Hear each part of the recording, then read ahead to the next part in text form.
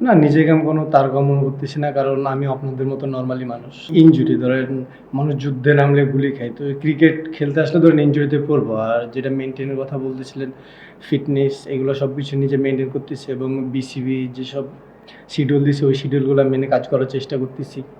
আর সামনে যা হবে আলহামদুলিল্লাহ। আমাদের ন্যাশনাল টিমের বাজিত ভাই ফিজিও আছে, ওনার সাথে ধরেন যোগাযোগ হয়ে তারপর আমাদের রংপুর টিমে সজীব ভাই ফিজিও আছে, ওনার সাথে সবসময় কথা হয়। তো ন্যাশনাল টিমের ফিজিওর সাথে অবশ্যই কথা হয়। আসলে এই জিনিসগুলোর থেকে আমি যত পারি দূরে থাকার চেষ্টা করি। তবে মানুষের প্রসঙ্গে এগুলো মানুষের শুনতে ভালো লাগে। তো আমি এই জিনিসটা চেষ্টা করি যত পারি এগুলো থেকে দূরে থাকার। কারণ নিজের ভিতরে যত স্যাটিসফাই কম আসবো তত আমি সামনে এবং আমার ভিতরে হাঙ্গারনেসটা থাকবো পারফর্ম করার। তো আমি চেষ্টা করি এগুলোর থেকে দূরে থাকার।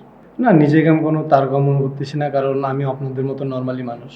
তো আমি নরমাল থাকার চেষ্টা করতেছি। টিম বন্ডিংটা আমাদের অনেক ভালো। টিম ধরেন মাঠে বলেন, মাঠের বাইরে বলেন এবং আমাদের কোচ ধরেন যাদের যে প্লেয়ারকে যে প্ল্যান দেয় ওই প্ল্যানটা আমরা মাঠের মধ্যে এক্সিকিউট করার চেষ্টা করি।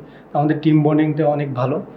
তার জন্য হচ্ছে আমাদের মাঠে গ্রাউন্ডে পারফর্মটা অনেক ভালো হচ্ছে। আমি হচ্ছে লাস্ট ওয়ানডে ম্যাচ খেলছিলাম ওয়েস্ট ইন্ডিজে। তো তারপরে কিছুদিন গ্যাপ পাইছি, খেলি নাই। তো ওখান থেকে বিসিবির একটা ছিল যে তোমাকে মেনটেন করবো এবং তারা প্ল্যান দিছে যে তুমি এইভাবে ফিটনেস করবা অ্যান্ড ম্যাচ খেলবা। তো এখন পর্যন্ত বিসিবি বলছে যে আমার বডি ঠিক আছে এবং আমি ফিল করতেছি আমার বডি ঠিক আছে। তো সেরকমভাবে কোনো আসে নাই।